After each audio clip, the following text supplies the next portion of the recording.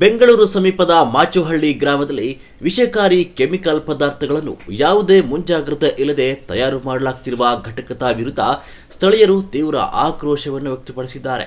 ಗ್ರಾಮದ ಮಧ್ಯಭಾಗದಲ್ಲೇ ಕಾರ್ಯನಿರ್ವಹಿಸ್ತಾ ಇರುವ ಈ ಘಟಕದಿಂದ ಸುತ್ತಮುತ್ತಲಿನ ನಿವಾಸಿಗಳಿಗೆ ಆರೋಗ್ಯ ಸಮಸ್ಯೆಗಳು ಉಂಟಾಗ್ತಿವೆ ಅಂತ ಗ್ರಾಮಸ್ಥರು ಆರೋಪಿಸಿದ್ದಾರೆ. ವಿಷಕಾರಿ ವಾಸನೆ ಮತ್ತು ರಾಸಾಯನಿಕಗಳಿಂದ ವಾಯು ಮಾಲಿನ್ಯ ಹೆಚ್ಚಾಗಿ ಮಕ್ಕಳಿಂದ ಹಿಡಿದು ವೃದ್ಧರ ತನಕ ಆರೋಗ್ಯದ ಮೇಲೆ ದುಷ್ಪರಿಣಾಮ ಬೀರ್ತಿದೆ ಅಂತ ಆತಂಕ ವ್ಯಕ್ತವಾಗಿದೆ. ಇದೇ ಪ್ರದೇಶ ಖಾಸಗಿ ಲೇಔಟ್ ಆಗಿದ್ದು ಗ್ರೇಟರ್ ಬೆಂಗಳೂರು ಬಿಡಿಎ ಕೆಂಪೇಗೌಡ ಬಡಾವಣೆಗೆ ಸಮೀಪದಲ್ಲಿದೆ. ಎಲ್ಲರ ಕಣ್ಣಿಗೆ ಕಾಣುವಂತೆ ಈ ಘಟಕ ಕಾರ್ಯನಿರ್ವಹಿಸ್ತಾ ಇದ್ರೂ ಸಂಬಂಧಪಟ್ಟ ಇಲಾಖೆ ಹಾಗೂ ಮಾಲಿನ್ಯ ನಿಯಂತ್ರಣ ಮಂಡಳಿ ಅಧಿಕಾರಿಗಳು ಯಾವುದೇ ಕ್ರಮ ಕೈಗೊಳ್ಳದೆ ನಿರ್ಲಕ್ಷ್ಯ ತೋರಿದ್ದಾರೆ ಅಂತ ಸ್ಥಳೀಯರು ಆರೋಪಿಸಿದ್ದಾರೆ.